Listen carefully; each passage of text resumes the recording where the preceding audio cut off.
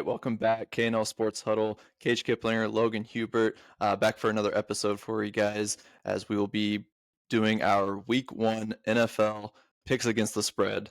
Very excited for this. We'll also have our top 10 QB rankings. Me and Logan have put together our list for you guys this week. This episode's coming a little bit later than usual. We'll be going Tuesday recording, Wednesday uploads, but we had some technical difficulties yesterday, so we're getting you guys a day late here. But from here on out, it's all football. I'm very excited for it. We're going to finish today off with some college football topics, recapping last weekend. But Logan, nice to see you again. Let's get this going with some Missed the Cut. Okay, yeah. So before we get to the football conversation, there was some big golf news this week. The U.S. Ryder Cup team was announced. The captain, Keegan Bradley, made his selection of Sam Burns, Patrick Cantlay, Ben Griffin, Colin Morikawa, Justin Thomas, and Cameron Young to pair with the 6 auto qualifiers that we've already discussed: Scheffler, Spahn, Schauffele, Henley, English, and DeChambeau. Really, those names aren't that surprising. The surprising thing is that the captain himself, Keegan Bradley, did not name himself on the team. He has chosen to remain as the captain and not be a player captain.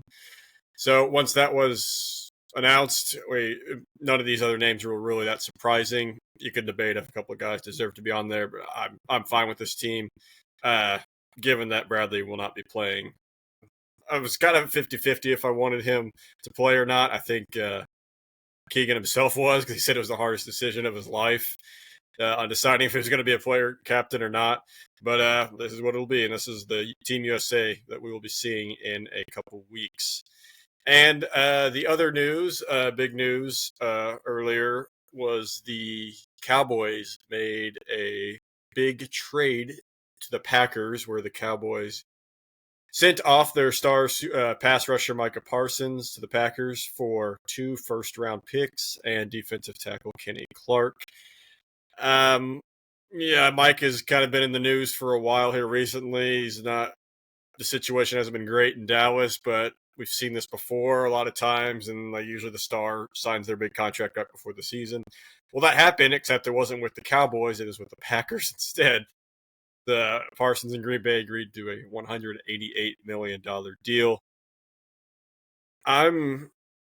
It's a bad move that you can't keep your stars around in Dallas if they get disgruntled and want to leave. But you do kind of get the logic.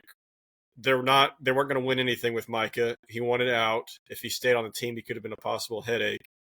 So they just shipped him off for the best possible value you could get, likely. I don't know if they could have gotten another first-round pick or not of that, but 2 will be nice. Now it's just going to be up to Jerry Jones to make good draft picks, or possibly make a trade with someone else using those draft picks. With any other team, you'd think that's good news, but with Jerry Jones at the helm, I'm not sure that'll be good news for the Cowboys. What do you make of these 2 news items? Yeah. A little shocked of the Parsons trade. It definitely sent waves through the NFL.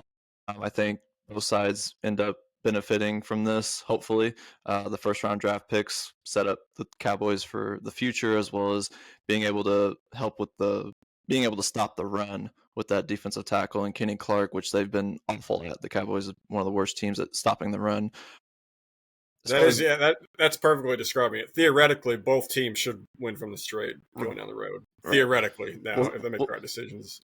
Yeah, and we'll get more into that as we get to the Cowboys and Eagles and the Lions and Packers games. But as far as the Ryder Cup team, I'm kind of pissed. I kind of wanted to see Keegan Bradley on this team. As this being a playing captain hasn't been done since the '60s and Arnold Palmer. We never really had this opportunity, at least that I can remember. So I would have jumped at it. He's definitely one of the top American players, ranked 11th in the Ryder Cup standing. So if we were just going 1 through 12, he would be on the team anyway. But yeah, I do like the team. I think the competition is stacked against us. The European team looks really good, but it'll be a lot of fun action when we get to that weekend. Before we move on to our NFL picks against the spread. Do want to mention, if you are watching on YouTube, definitely hit that like button, subscribe to the channel. We're growing steadily each week, getting more and more viewers, more and more subscribers. What used to be 4 views is now 20 views. So any little bit helps. Put a comment into the comment section. We'll chat it up with you, whether you disagree with us or not. But let's get to our week 1 picks. All right. First off is the Cowboys at the Eagles. Just give me your thoughts on this one. I want to hear what you have to say first. Yeah, so obviously now that we're recording this a day later, this game is actually tomorrow. So happy football season, NFL season, everyone. The Yep. football will be back tomorrow evening with our opening kickoff. So I haven't. Last I checked, this was a 8.5 point spread in favor of the Philadelphia Eagles, which is a huge spread for a divisional Week 1 game, and that is why I'm actually backing the Cowboys here with the. I've taken them plus 8.5. I just X usually done pretty well against the Eagles. Last year they obviously got blown out twice, but Dak didn't play in either of those games. Division games are weird week 1. They're from 2 familiar teams. So usually don't see blowouts too often. This 8.5 is just like the perfect number for a backdoor cover, which is what the Dak Prescott era Cowboys are so good at doing, making pointless comebacks to make the games look more competitive than they actually were. So yeah, I could see the Eagles hopping off to like a 17-point lead at some point, and then Dak and the offense leads to 2 garbage time field goal and a touchdown to make this a 7-point game and cover that spread. Yeah, I mean, you talk about Dak. He's one of the most profitable QBs against the spread versus division foes. He's literally second behind Aaron Rodgers. He's 29-12 against the spread. Week 1, yeah, I'm definitely taking the Cowboys. This line is way too big. I don't know what the bookmakers are thinking about on this one. I don't know The what, Parsons trade made this go up for sure. in what world is Micah Parsons 2 points worth 2 points? Yeah. Any edge rusher for that matter. So yeah, I think this was one of the easiest picks. It kind of makes me nervous that it's this high and this looks this juiced. But I think coming off a Super Bowl, we might see a little bit of a hangover week 1 for the Eagles. So yeah, I'm definitely backing the Dallas Cowboys here, and I think that helps out your division preview of the NFC East, where you had the Cowboys winning the division. So Yeah, there's but one. yeah, if those who listened a few weeks ago recall, I gave myself a clause to get out of it. If I said if Micah doesn't play, revoke what I said. I'm holding you to it. I still don't like the Eagles to win this division though because of the history of no repeat champions, and I like histories. But I don't know. Yeah, I don't like this division anymore. All right, team me up for Friday's game. Okay, Friday in Sao Paulo, Brazil, for the second year in a row. We will have a game down there on a Friday night. This year it's on YouTube. Woo! It'll be Free for everyone. free for everyone. Yes, it'll be the Chiefs versus the Chargers, or Chargers versus Chiefs. I don't know who the designated home team is. Last I checked, it was a 3 or 3.5 point spread. I was kind of seeing both in favor of the Chiefs, and I am going. If it's at 3.5, I'm definitely going Chargers plus 3.5. Looking at Jim Harbaugh and his career, he is 5-0 straight up and covering on Week 1 games. So that's a pretty good record at 100%. So that's a interesting statistic that you might want to consider if you just think the Chiefs are own the Chargers, which they technically do. But going back to the last game we just talked about, division games Week 1 are weird. And another thing is that teams coming off 14-point or more blowout losses in the Super Bowl, they have lost 7 straight against the spread in Week 1, and that includes the Chiefs, I believe, just a few years ago against the Buccaneers. So, yeah, what do you think? Or do you agree, disagree? I'm in agreement here. I do lean Chargers here at +3. I really want it at +3.5. I'd say if you find a line that is at that the extra half point is huge. this is a perfect spot for Justin Herbert. He's 11-2-1 as a 3.5 point dog or more. So he loves being an underdog. This is definitely a good position for him to be in. And I also think it being in Brazil kind of helps the Chargers a little bit because we know SoFi Stadium for either the Rams or the Chargers is not much of a home field advantage. So I think taking this game, it can always make these games kind of weird. And I think it does benefit the Chargers in some way. Field conditions can also make this game weird too. Last year's Eagles Packers game was fun to watch, but the field conditions made it painful to watch because how many guys were slipping uh, on the field. So we'll have to keep our eyes on that, and that could impact the game heavily too. So yeah, now we are on to our Sunday slate. We'll start obviously with the 1 o'clock schedule, and our first one up is the Buccaneers and the Falcons, arguably the two favorites to win the NFC South. I have doubts about the other two teams, but yeah, this is a spread. The Buccaneers are favored by 2.5 points, and this is our third straight game where it's two divisional opponents going at each other.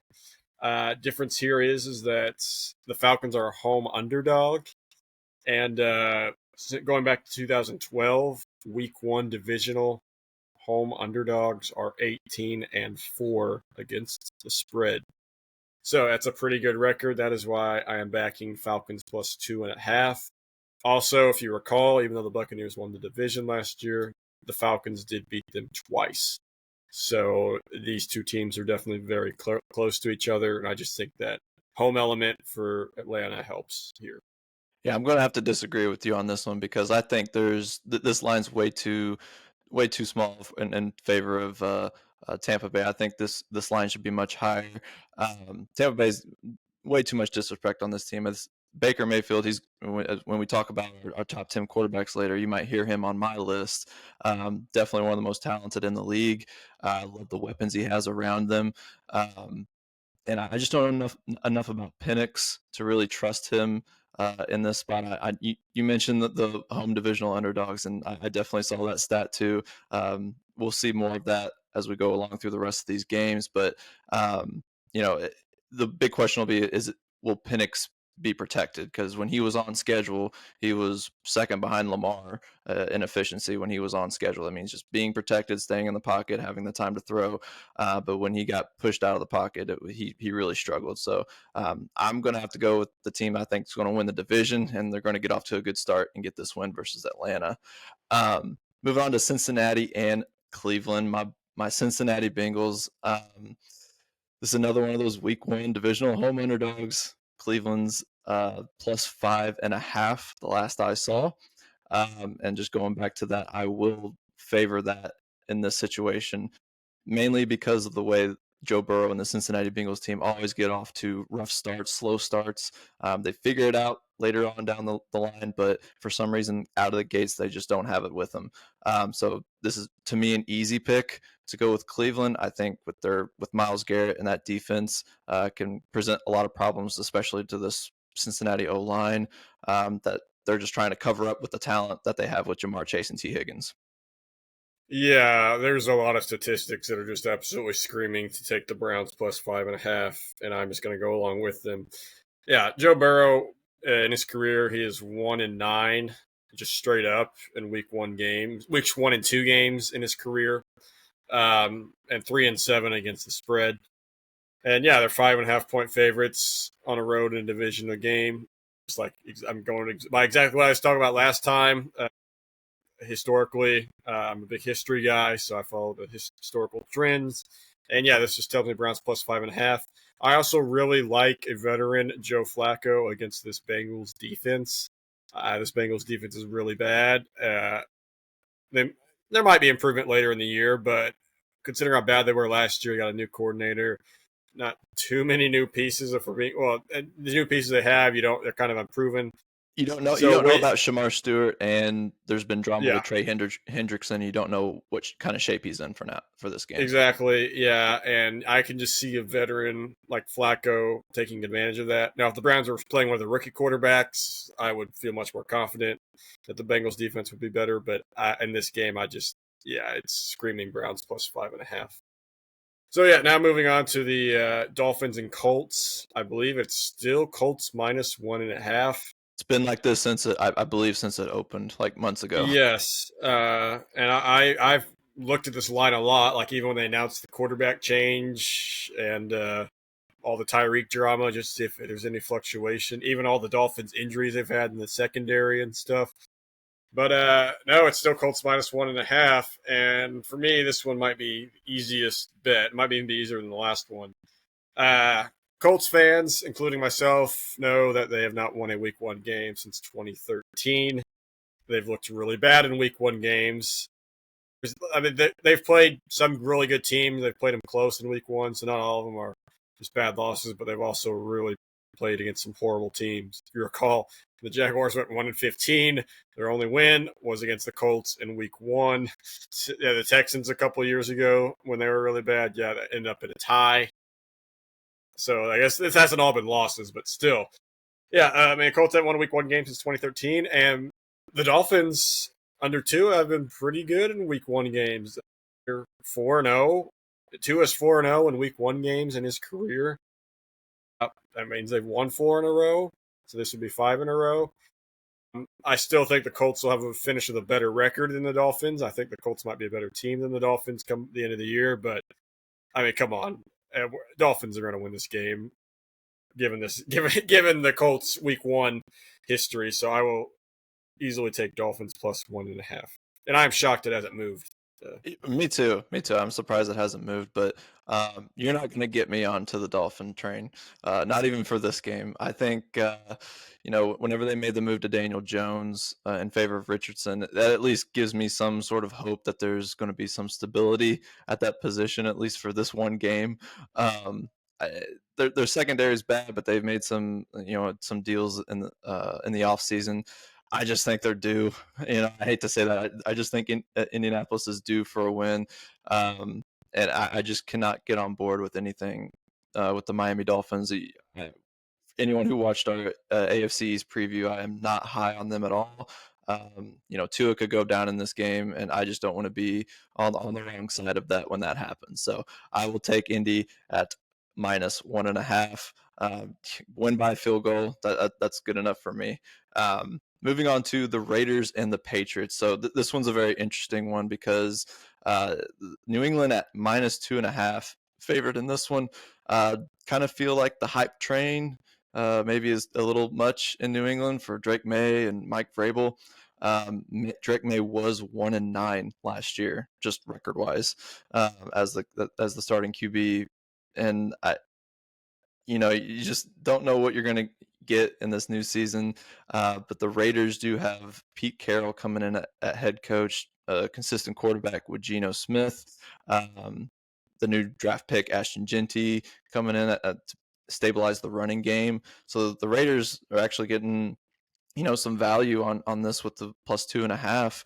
But I am going to stick with my pick here. It's going to be New England minus 2.5. I get that field goal win that I'm looking for with this one. I think the home crowd and then Mike Vrabel's influence on this team, especially defensively, which definitely needed improvement, will be the difference in this one. Yeah, so this is one of a couple stay away games I have because I don't really feel confident on either side, but because we are going to see what our records are You are each week, obligated. I have to make a pick. So I'm just going to go the opposite of you. I'm going to go Raiders plus 2.5.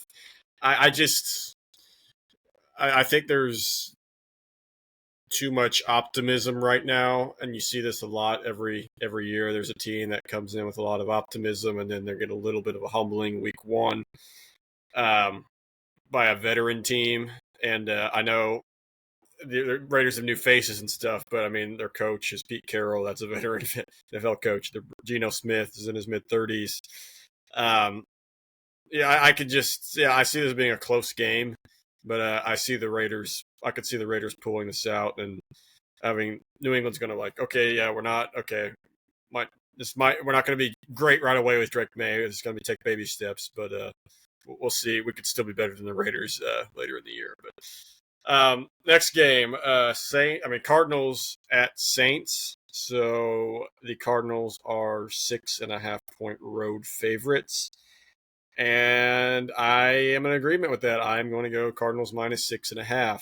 That's a pretty big road spread especially for a team that really hasn't had too much success recently. But that just kind of speaks volumes how bad the Saints are viewed and how bad I view the Saints. And I'm sticking with the Cardinals. Yeah, I just don't. Spencer Rattler doesn't give me any confidence. Really, Kellen Moore doesn't give me any confidence as a head coach. The Cardinals in the Kyler Murray era usually get off to pretty hot starts. He's done that in the past, and I think the Cardinals are going to be exactly like last year's Seahawks, where if you recall, Seattle started 3-0, but no one really respected them because their three opponents were pretty mediocre to terrible.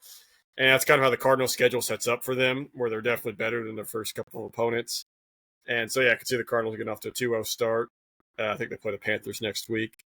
So, yeah, I like the 6.5. Yeah, what do you think? Yeah, I'm in agreement there. I think Saints roster isn't terrible around the quarterback position. They just don't have a quarterback right now at all, and I don't think Kellen Moore is going to be able to work magic with Spencer Rattler or anything like that. So definitely take Kyler Murray and this team early in the season until they start to break down at week 10 and on.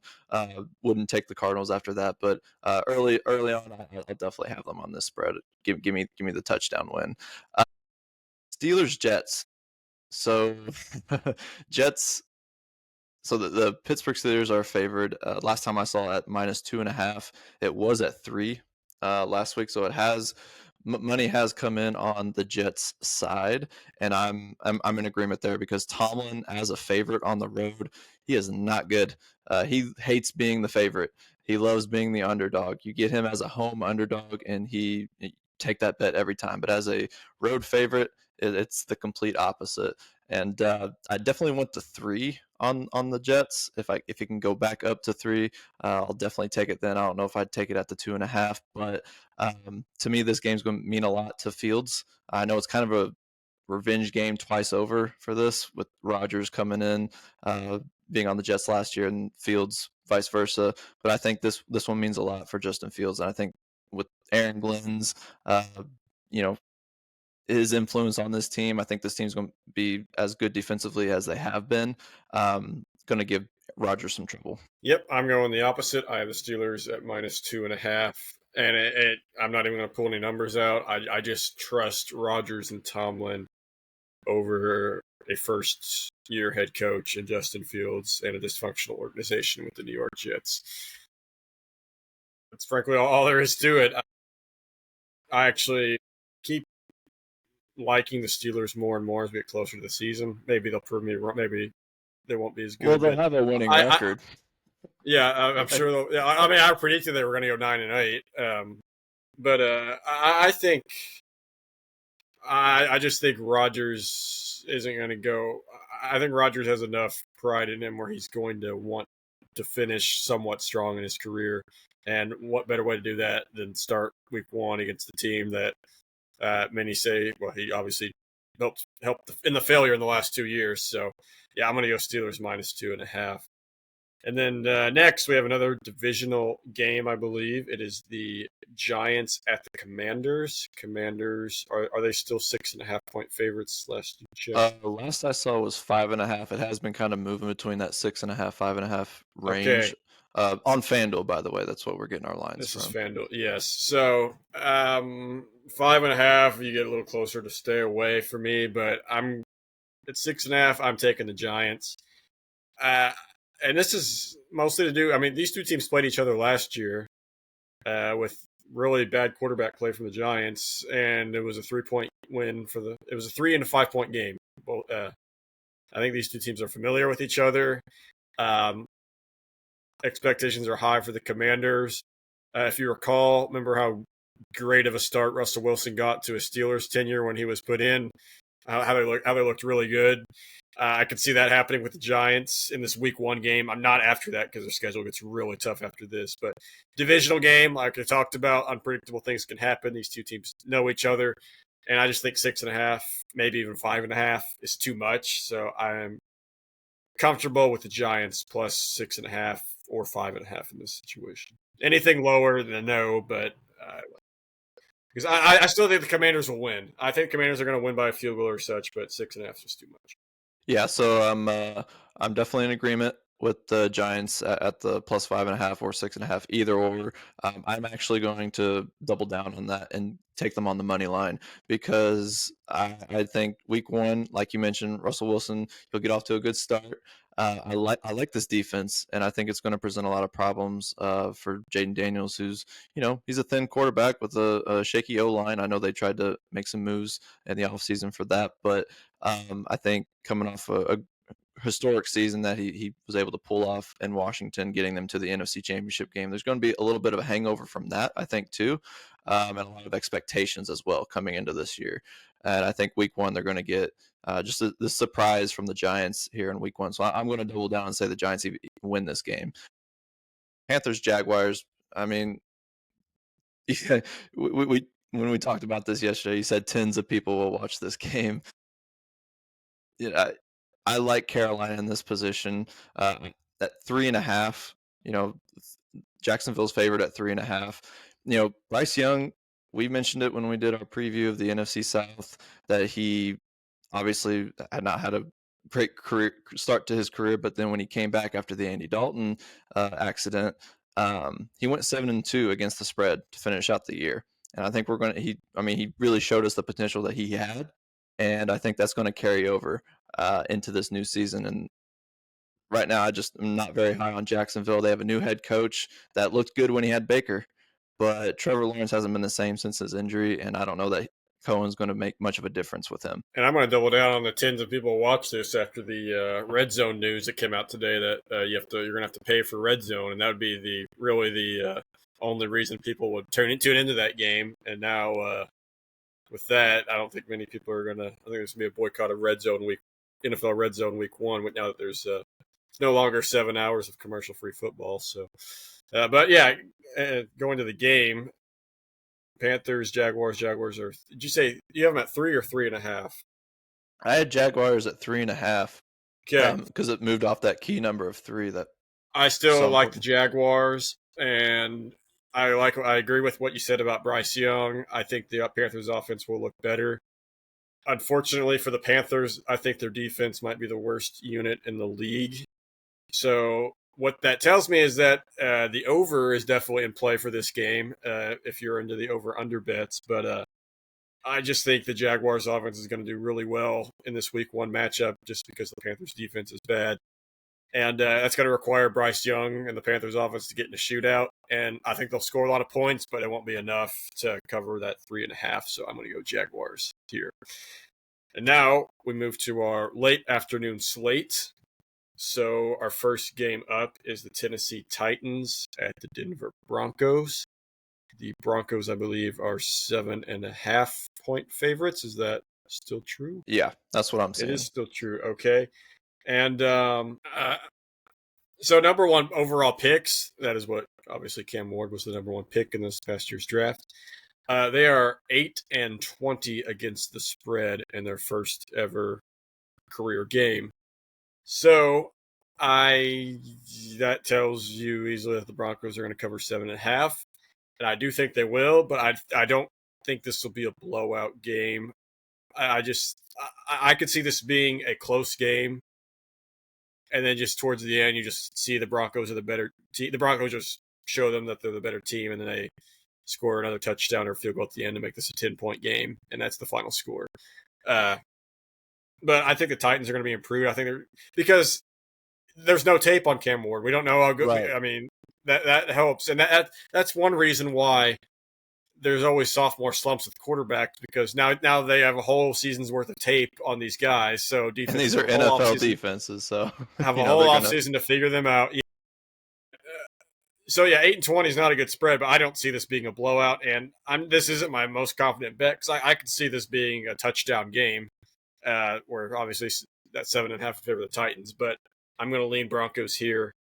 I think you're in agreement with me here. Yeah, this Denver defense is elite. Best pass rush in the league last season. You mentioned the number one QBs, and in the past 16 seasons, they're 1-15 against the spread. So yeah, and a really cool thing about Bo Nix is that he went undefeated as a favorite last season, um, against the spread, and I think it'll ring true here. The 7.5, it's a huge line, to give to a sophomore QB, but you know, even though I live here in Nashville, I can't take my Titans on this one. No way. Yeah. You do got to feel bad for uh, Cam Ward going against arguably easily top Right, three right out of defense the in the gates. league right out of the gate on the road. Yeah, on the road. Yeah, That's in going to be high tough altitude too in Denver, and high which altitude. could Yeah. be it's going to be a totally different environment than anything he's going to have to deal with the rest of the season. So, yeah, definitely Broncos minus 7.5. 49ers Seahawks. So right now the whole pretty much the whole time I've seen it as San Francisco favorite at minus 2.5. This is another one of those situations. Week one, divisional home underdogs. We're going to just bang that drum until we're blue in the face. But this time I am going against it as well.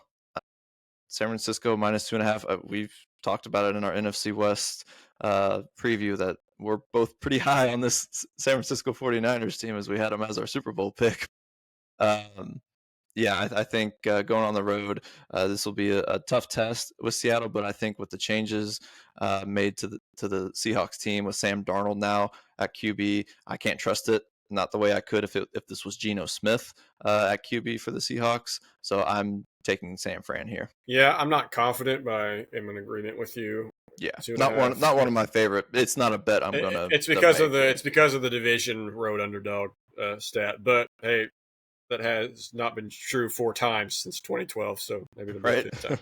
But yeah, I mean that's definitely goes back to I just don't really trust Sam Darnold in a system not under Kevin O'Connell.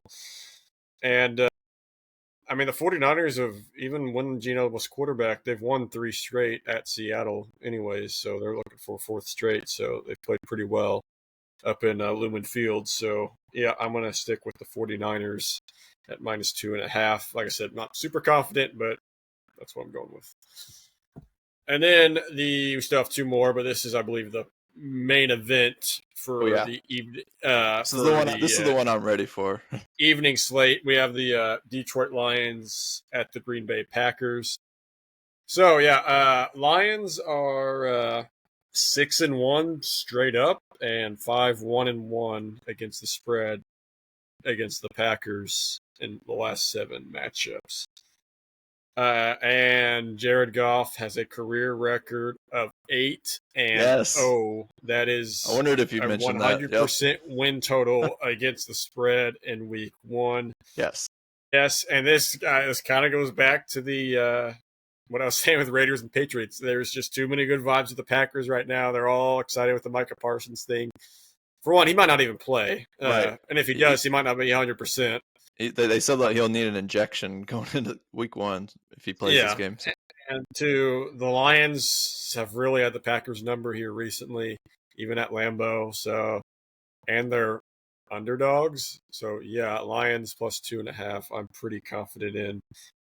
What do you have to Yeah, say on that? Parsons is just, I mean, 2 points worth in the Cowboys spread, and now he's worth a point here in the Detroit Green Bay spread because this was minus 1.5 before the Parsons deal. Dan Campbell's also 11-3 against the spread in the month of September, and then yeah, I love the Goff undefeated in week one. Green Bay is 15-3 since 2019 in their first 3 games, and they're 7-0 at Lambeau. So this really comes to a head. The two teams were really successful early in the season.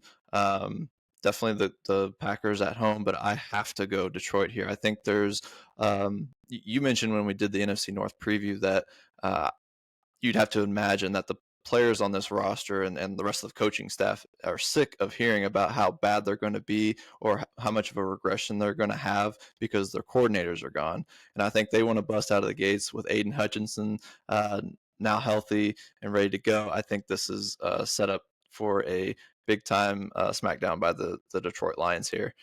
And I Uh, still have Green Bay winning the division, but yeah, I think Lions are going to win this one. Yeah, yeah. Texans and Rams. This is my least favorite game to pick. I think it'll be a fun game to watch, but I can't get a read on this one. I think there's just a lot of things up in the air with the Rams right now, and I don't like the number at 3. I wish it would go one half point one way or the other, but we don't know the status of Matthew Stafford. We really just don't know what this Houston team is going to look like, at least coming into week 1. What read do you have? If I were going to lean one way, I would lean Rams just because they're just a more solidified, Yeah, playoff I'm type in team. agreement. I'm in agreement. I had this game bolded, red flags, highlighted, whatever you want to say. Stay away, stay away. And this is the definition of a stay away game. Numbers wise, I mean, this easily points to the Rams. I mean, Sean McVay is 4-0 as a home favorite in week 1. D'Amico Ryans is 1-6 against the spread in September, 0-4 last year, and they're just 1-7 against the spread in road week 1 games. But I'm looking at this. I mentioned earlier the Texans have a fantastic defense.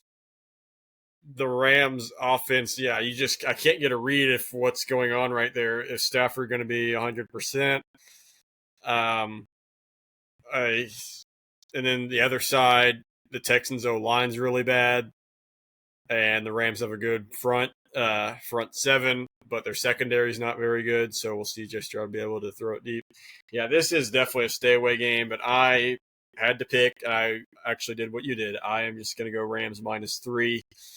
Yeah, if it moves one way or the other, that'll give me a little more confidence. But yeah, that -3 lines. But yeah, I'm going to go with the Rams. But yeah, pretty unconfident in that one. Okay, Sunday Night Football. What do we got here? We have the Ravens at Buffalo. This is essentially a pick 'em. I think the Bills are at -1.5, but if you look at it, it's basically a pick 'em. And yeah, I am going to go Ravens +1.5. They are 7-1, money lining against the spread in road primetime games since 2022. So yeah, repeat that: 7-1 straight up and against the spread in road primetime games since 2022. And it doesn't get much bigger than this. The last 3 technically MVPs going against each other. This is a weird series where it seems that Baltimore's played Buffalo really well in the regular season, but the postseason the Bills have covered twice. But I believe the Ravens have covered every time in the regular season. So yeah, I'm just going to go +1.5. Not super confident, but it's not my stay away bet. Should be fun. Should be a good game to watch. Last year Yeah. was kind of a the playoffs was a good game. Last year's regular season game was a pretty disappointment. I think the Bills ran away with that one, but yeah, two teams have a clean slate coming into the year, and I'm going to go with the Ravens +1.5. Yep, totally in agreement. I had Baltimore +1.5. It's a classic case of the reigning MVP getting the favor in this matchup on the line. This is definitely a revenge game for the Ravens, especially going back to the last year's playoffs. So this one's definitely been circled on their calendar. Unlike the Bills, who are more so chasing the Chiefs, so I don't think it's going to mean as much to them coming into this one. Ravens also not going to have to deal with Buffalo in like December. It's September, so definitely like the Ravens and Eagles. I think we can agree are one of the 2 of the top rosters in the league. The Bills don't stack up in the same way, and so for a regular season matchup, I do like the Ravens coming into town. All right. Monday Night Football. We have a divisional NFC North divisional matchup here between the Vikings and the Bears. Vikings favorite at -1.5. Another case of the week 1 divisional home underdogs. Again, they're 23-7 against the spread since 2010, 18-4 since 2012, and 10-2 since 2018. I'm going Chicago here at +1.5. They got the new coach Ben Johnson coming in to rewrite the script on this team, give Caleb a lot more confidence, and it's all Chicago needs is to be told that they're the underdog coming into week one against a divisional foe. Um, we don't know yet about J.J. McCarthy, what he's going to look like in the Kevin O'Connell system. It's a great defense, so it's something to definitely keep your eye on. The Brian Flores defense for Minnesota, attacking Caleb in this offensive line. But this offensive line has been revamped. They made some moves this offseason. So I do like this. I know I have Minnesota winning the division, but that's long term. Short term, I like Chicago with this trend here on Monday Night Football.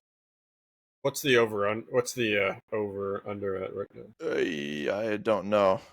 It's probably low. Because I would predict it'd I be know, very and low. I would go under.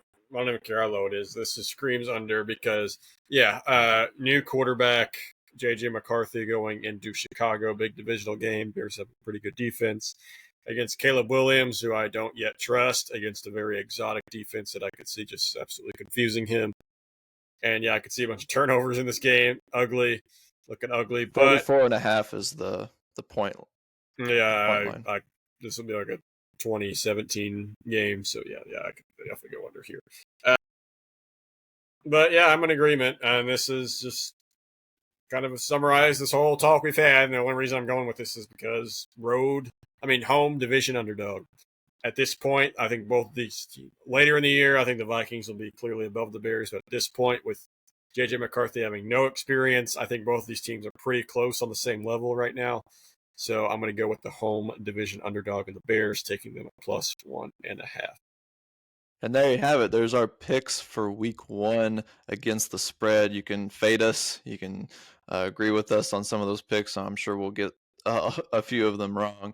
But put it in the comment section what you agree with, what you think we're crazy for taking.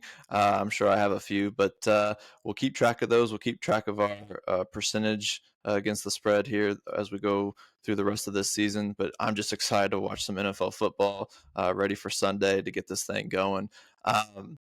If I don't have a winning record, I just hope I get them all wrong. Lose. Just so you can, just so I can be that guy where you always fade, so I can have some Right, wins. right. All right. Well, we promised you we would do our top 10 QB rankings, fitting that, we're going to do this right as the season gets started. So the way I want to do this is usually, we'd go 10 to 1, but I think we should start at the top. And I'll just give my first five. You can give your first five, give your reasoning, and then we'll do it 6 through 10. So 1 through 5. There's no other quarterback that I would take to be on my team that would get me a dub at the end of a game because they're just so good in the clutch, and that's Patrick Mahomes. Not Josh Allen, not Lamar Jackson, not Joe Burrow, not any of these guys. I would take Mahomes over all of them because it really, with these rankings, is what do you value most in a QB, and what I value is the ability to win. I think we talk about we had a lengthy discussion in the NBA about ring culture and what do you value more? Do you value the championships or do you value the stats? I think in football, it's definitely winning. And so I've got Mahomes at number 1, Josh Allen 2, Lamar Jackson 3, Burrow 4, and Jalen Hurts 5. So definitely Allen at number 2 because he's all around just very gifted. He's big, strong, can throw it deep, can take off and run, and you're not scared that he's going to get hurt because he's just this humongous person. Very successful as well. He's just never gotten past Mahomes, but he's been able to beat many other guys on this list, especially in the playoffs. Lamar, we just know he's this freak of nature, amazing talent who takes off and run whenever he needs to, and honestly does more, just as much, if not more, damage with his legs than he does with his arm. And then Burrow, to me, I love Joe Burrow. He's on my Cincinnati Bengals, but he is the best pure passing quarterback, I think, on this list. He's not able to run like the three above him can. And also the fact that he just hasn't been to the playoffs in the past 2 years, I can't put him above these other three guys. And then Jalen Hurts at number 5. I think it's just pretty clear to me that he should be slotted at the 5 spot, even though he's not on the tier of those other 4 guys. He coming off a Super Bowl victory and being able to lead a team stacked or not, he's should be number 5 on this list with his versatility, being able to run the football. But also, I mean, what other quarterback has been successful with the tush push? They haven't been. Jalen Hurts is the guy that's been able to do that, and the fact that when the 2 Super Bowls he's been in, he's just played amazingly, and like he's been the top performer in both of those Super Bowls, even the one he lost. So definitely have that'll be my 1 through 5 list. What do you got? Yeah, I have the exact same 1 through 5 Oh my list. god! Mahomes. I mean, Mahomes is very comparable to the late. I wouldn't say Tampa Brady, but like the late stage New England Brady, where you look at these other guys winning MVPs and stuff with all the stats, but when it just comes down to wins, who do you trust in the clutch? Uh, Voodoo magic or not, somehow every time they find a way to win, they both have this. They both have that trait, and yeah, you just want Mahomes. What I'm hoping for is that they open the playbook a little more. They've been kind of boring here the last couple of Right, years. You kind of missed the fun Mahomes. That was fun to watch. I think that's kind of what that's. I mean, obviously, there's all kinds of factors that's led to a lot of Chiefs nationwide hate. But I think that's one of the more underrated factors I don't know if people talk about is that they've kind of lost the fun aspect of them. Um, that's one of the main reasons New England was so hated too. There was nothing fun about them. They just right. they just won.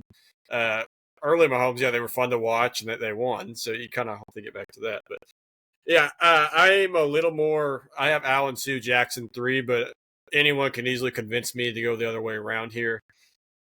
Lamar should be a 3-time MVP or back MVP. I think he should have won it over Josh Allen last year.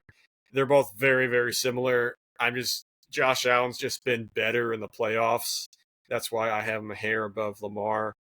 But you could argue Lamar's definitely been better in the regular season. So yeah, and you could convince me. And if you're looking at MVPs, yeah, you'd go Lamar over Josh Allen. But so yeah, you could easily convince me. But for now, I'm going Lamar to go just doesn't Allen. show up in the playoffs. That's all. He's gotten better. Last year he was better. I mean, they would have gone to overtime if Mark Andrews would have held on the ball. So, but yeah, but Josh Allen's been much better in the playoffs. I know he hasn't beaten Kansas City, but he still looks pretty dang good in those games against the Chiefs. And then yeah, Burrow 4. He's the only one who's cracked the code of getting to the Super Bowl outside of Kansas City. So, I mean, that's one of the main reasons he's this high because, I mean, let's be honest, he's put up the numbers recently, but his teams haven't been, it hasn't led to much winning. I mean, yeah, defense has a big play in that, but still, the great ones find a way to get them there. But yeah, I mean, he's clearly number 4 because, yeah, he's made it to 2 AFC championship games, made it to a Super Bowl. Um, he's not super clutch, I don't think, but especially when compared to a couple of these other guys. But Right. um, I mean, the talent's still there, and when it comes to production, he's one of the best. And then yeah, Jalen Hurts, I've expressed a lot that I think he's very disrespected. Uh, I see rankings of him like 13th or 15th on quarterback rankings. I'm like, what the hell are you talking about? Right. You expect Dak to make it to the Super Bowl and perform as well as Jalen Hurts? Yeah, and his team is stacked. Well, yeah, I mean, what team that won a Super Bowl isn't stacked? I mean, seriously, I mean that's such a stupid argument. Right. Yes, he doesn't put up the numbers like the guys ahead of him, or maybe even some of the guys behind him, but I mean, he's found ways to win. He's built a move that people hate, but it's been so effective that they've tried to ban it, the tush push. No one's been able to figure it out other than him. So, I mean, that puts him up there high on the list, in my opinion. Like you said, the 2 Super Bowls, he performed great in them. If they truly gave him most valuable player, like they gave it to the best player on the field in both Super Bowls, it would have been him, despite them losing. Um, but yeah, I think I'm tired of the disrespect to his name. I think he's much better than all the haters say he is. I'm not even an Eagles fan. I really don't like the Eagles, but I think he's a really good quarterback who doesn't get enough appreciation. Yeah. Do you want to do 6 through 10, or do you just want to alternate going down? Go ahead and do your 6 through 10. Okay. Okay. So the top 4 are pretty close to each other. Then there's a drop off, and then it's Jalen Hurts, and then I feel like there's another drop off. And then I think all these guys are kind of in the same realm. So Agreed. number six, and this is tough. I'd list every quarterback out and start crossing them off, and then try to find a way to arrange them. But Yeah, me too. number six, and this is going by product. This has nothing to do with what's going to happen this year or what's happening right now. Matthew Stafford, I still have at six. Like, yes, he might look terrible. He might look hurt week one. But if we're talking about how he finished last year, how he's looked with the Rams, Super Bowl champion, uh, can still sling it real well, still leads one of the best offenses in the league. I think it puts him ahead of all these other quarterbacks because he's still super productive even at this age, and he's had playoff success and a Super Bowl ring to his name. Seven, I have Baker Mayfield. Closest quarterback we have to Brett Favre nowadays, in my opinion. Just a gunslinger, can Yes.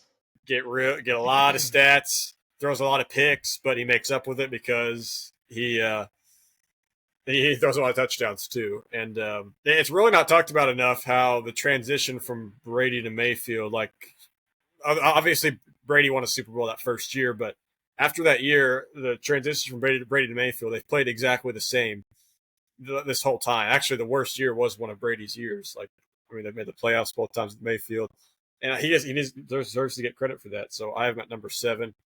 Number eight is If Man Justin Herbert, the greatest hypothetical quarterback of all time. Um, I mean, we've talked about it before. Very talented. You see it. He's just his presence on the field. You can just see how talented, how big he Yeah. is, how deep he can throw it. Horrible playoff track record. Blew a super huge lead to the Jaguars in his first playoff appearance, and then put up an absolute stinker against the Texans last year. But this ranking is purely based off talent with what we've seen production wise. Hold some records too for first few seasons yards wise and stuff. I'm not sure the exact ones, but um, so yeah, he's still in the top 10 for me despite the lack of playoff success. Um, Number nine, I'm going with Jared Goff. Kind of had a great start to his career with McVay, and then kind of fell off a little bit, and then got off to a super slow start with the Lions. But now he's playing back to his number one pick potential that he had almost 10 years ago now. But yeah, I mean, he's helped reignite this Lions offense these last few years, helped make them contenders in the NFC, and I think he deserves credit for that. He puts up pretty good stats too. And then last, number 10, this is Jaden Daniels. Talent wise, you could put him. I feel like you could put him where Stafford was at six, but I'm just going to go by. This is what I said a few minutes ago. He played one rookie year. I'm going to wait to see what Yeah. happens year two. That now all these teams have tape on him. How's he going to adjust to that? We saw Stroud didn't play as well. Because if we're doing this rankings last year, I'm sure we'd have Stroud in our top 10. Right. Right. But now it's hard to put him there. So yeah, that's why I'm not having him any higher than 10th. I think he deserves to be in the top 10 after leading the Commanders, which have been a horrible franchise in the last 20 years, to the NFC title game as a rookie. But yeah, we got to see what he does after that. And then I'm going to say my honorable mentions real quick were C.J. Stroud and Dak Prescott. I had them almost in the same tier as these guys for different reasons, but ultimately they are 11 and 12 for me. Yeah, same guys in 6 through 10, just a little bit of a different order. I do have Baker at six. I think he's one of the most talented QBs in the league, and he's been kind of stuck in the NFC South, the past couple of years, and Browns before that, Panthers before that. Like it's just he hasn't really been on great teams. He's been on good teams, and he's definitely been able to be like a bit of a kingmaker, turning these offensive coordinators into head coaches with Dave Canales and Liam Cohen.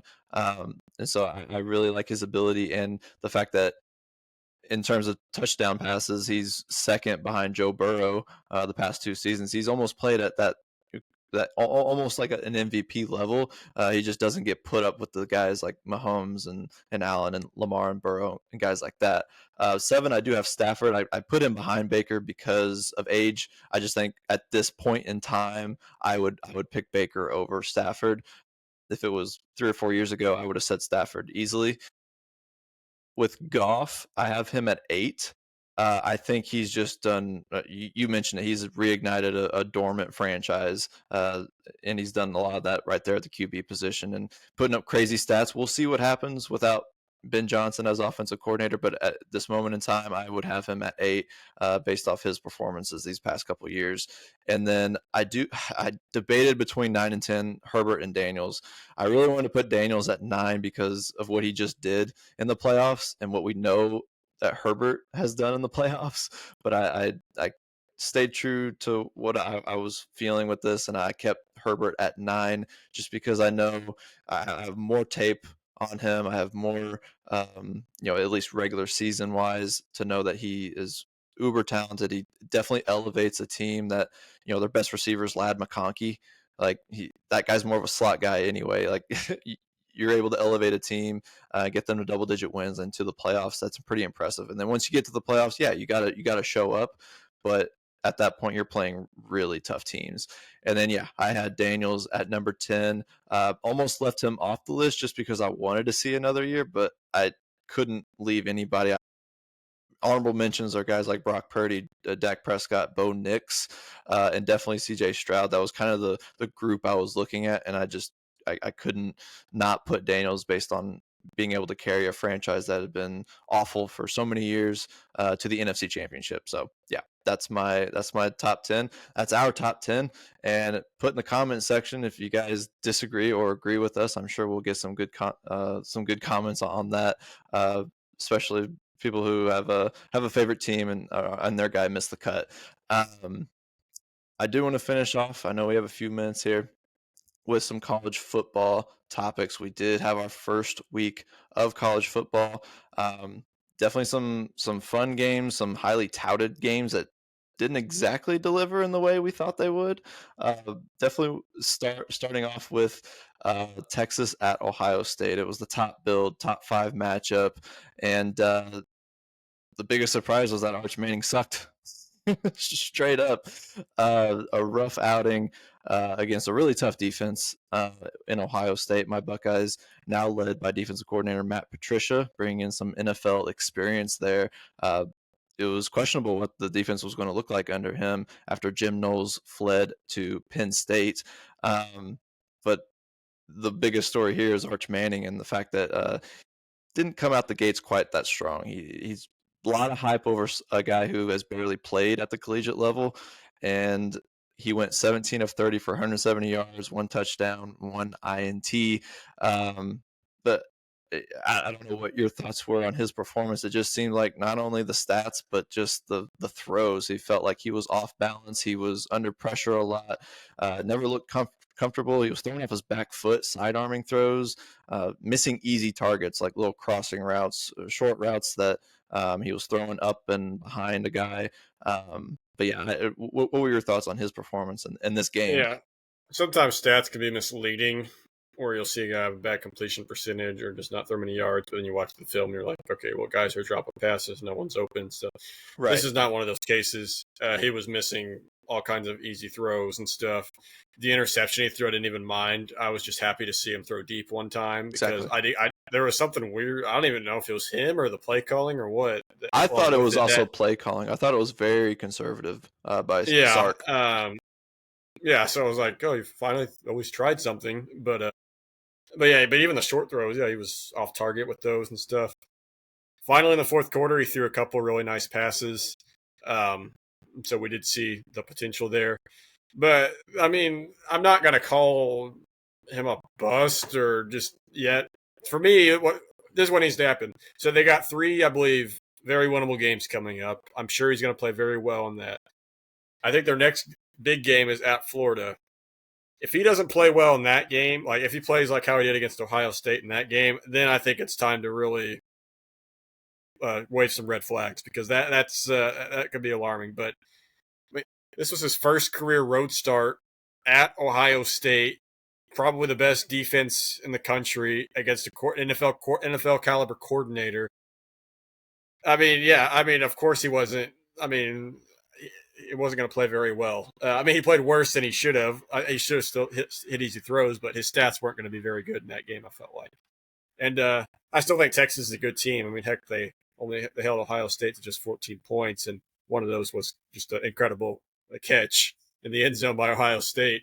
Um, so yeah, I think that was just two playoff caliber teams that we watched play in week one. So we'll see where it goes from there. But pretty disappointing game from a viewership perspective. I know you're happy Ohio State won, but if you're just going from a entertainment perspective, pretty boring game. I mean, there's a couple nice plays, but other than that, yeah, it's kind of a snooze fest.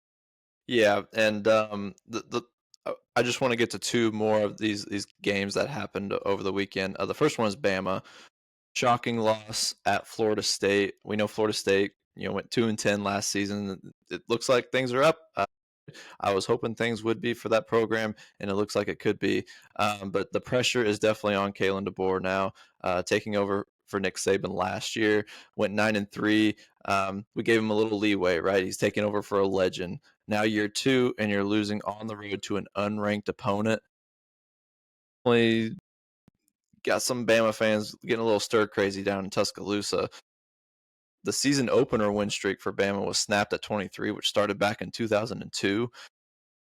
Even had lost his first season opener in 2001, but DeBoer is taking over for a much better situation than what Saban was taking over way back in 2001. There's just too much talent on this roster for them to be losing these type of games, and it definitely puts pressure on them going into an SEC schedule, which is already a gauntlet when you look at that conference. So, yeah, it's not looking good for Kalen DeBoer. I don't know if he's maybe the right personality to be leading Bama, that there's used to the hard ass that Nick Saban is and the intensity that he has. He's more of a laid back, more intellectual. I just don't know if maybe he's the right option here for Bama. Yeah, but I don't know who else they're going to get, and I Right. mean, His buyout's like really, 70 million. So 70 million, and then who are they going to get? Who's going to say, okay, this is going to be our next Nick Saban? Because I mean, he raised the expectations so high that and now the NIL era, where I feel like Alabama is not near the top of NIL, but like pretty soon, I don't even think they're going to be as talented as the top. I mean, yeah, they still have all kinds of talent, but effort did look like a question. I've seen some replays of some of the on the defense that don't look yes, like they're putting 100% effort in that Florida State game, which is kind of alarming considering that Florida State's quarterback called them out earlier in the offseason. So yeah, you thought they played with a little more fire, but yeah, pretty alarming for Alabama. I think they dropped to 21, I believe, in the AP poll, all the way from 7. So it's pretty steep drop off. And then the other one you want to talk about was the Catholics versus Convicts rematch, I yep, assume. yes, That was a great game. That was a great yeah, game. I mean, obviously, if you're a Notre Dame fan, you hate to lose, but still, I think those are two playoff caliber teams. Carson Beck looked good for Miami. Not like maybe that can reignite his college career. Still the ugliest guy I've ever seen, and I put on a football uniform. But I can't fault him because he plays like he played really well.